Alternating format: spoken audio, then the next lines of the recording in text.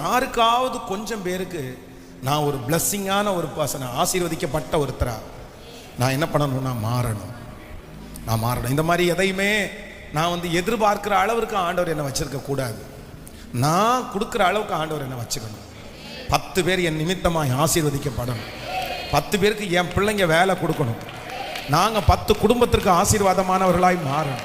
தகப்பனே, 3வது சொன்ன இந்த வார்த்தை எங்கள் தலையின் மேலே ஆம் என்றும் ஆமேன் என்றும் அப்படியே நடக்க போகிறதற்காக ஸ்தோத்திரம். இந்த சத்தம் யாரெல்லாம் கேட்கிறாங்களோ, எந்த ஊர்ல எந்த நாட்டில் இருக்கிறாங்களோ அந்த இடத்துல என் பிள்ளைகளை பிளஸ் பண்ணி கனப்படுத்தி, ஆண்டவரே இந்த 100 நாள் ஜெபம் முடியறதுக்குள்ள 10 பேருக்கு அவங்க ஆசீர்வாதமா மாறணும். ஹல்லேலூயா, ஹல்லேலூயா. கடைசியா இது ரொம்ப தேவையான ஒரு அபிஷேகம். என்ன அபிஷேகம்னா, நான் ஜெபம் பண்ணா கர்த்தர் கேட்கிறாருன்னு எல்லாருக்கும் தெரிய வரணும்.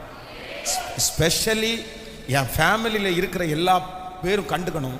மம்மி ஜெபம் பண்ணா, டேடி ஜெபம் பண்ணா, இவங்க ஜெபம் பண்ணா கர்த்தர் என்ன பண்ணுவாரு?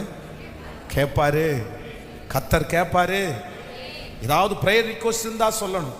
அதே நேரத்தில் நம்ம ஏதாவது ஜெபம் பண்ண ஆரம்பிச்சோம்னா, ஐயோ இவங்க ஜெபம் பண்ண ஆரம்பிச்சாங்க அப்படின்ற பயம் அவங்க எல்லாருக்குள்ளையும் வரணும். அப்படி ஒரு ஜெப அபிஷேகத்தினால கர்த்தர் உங்களை மூட போறாரு. ஜெப மகிமையினால ஆண்டவர் உங்களை மூட போறாரு. உங்க ஜெபத்தில் அற்புதங்கள் நடக்க போகுது. அதை பார்க்க போறாங்க. ஜெபிக்கலாமா? இயேசுப்பா ஸ்தோத்திரம், ஸ்தோத்திரம், ஸ்தோத்திரம். அப்படிப்பட்ட ஒரு ஜெப மகிமை, ஒரு ஜெப மேகம் எங்கள் ஒவ்வொரு பிள்ளைகள் மேலும் வந்த அமருகிறதற்காய் ஸ்தோத்திரம்ப்பா.